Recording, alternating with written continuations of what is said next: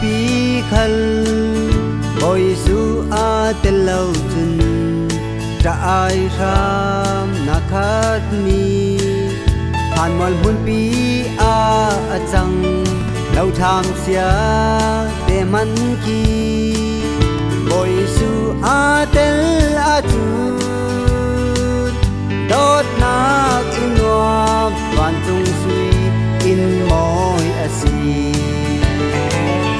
o Giêsu thon nun trang chu van ram a si nai dam na le tu đốt nát in nia se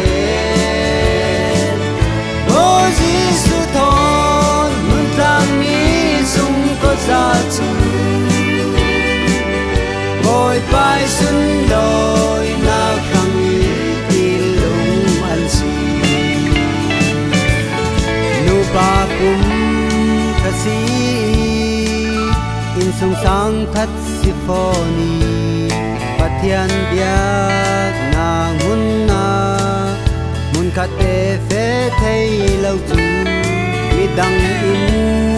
sung sang thon khát si thấy nắng tinh tu chẳng thấy lâu đình mà in sang man rem lâu dừng o Giêsu thon mun trang chu van ram a si ngai dan nang le tu dot na in mi a se o Giêsu thon ra chu bồi vai xuân lội na khăng in lung an si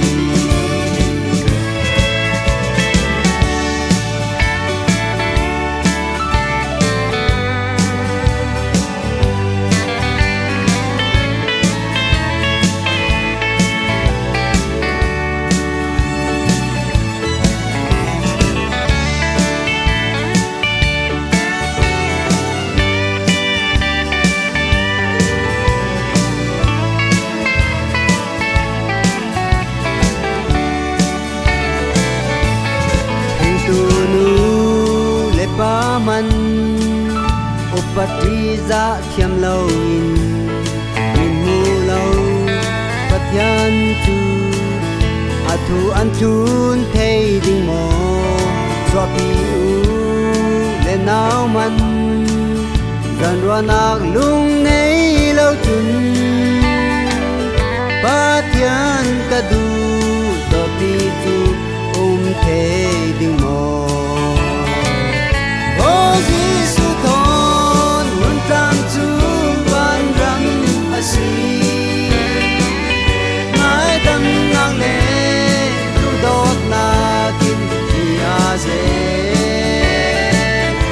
o Giêsu thon mun trang mi sung có za chu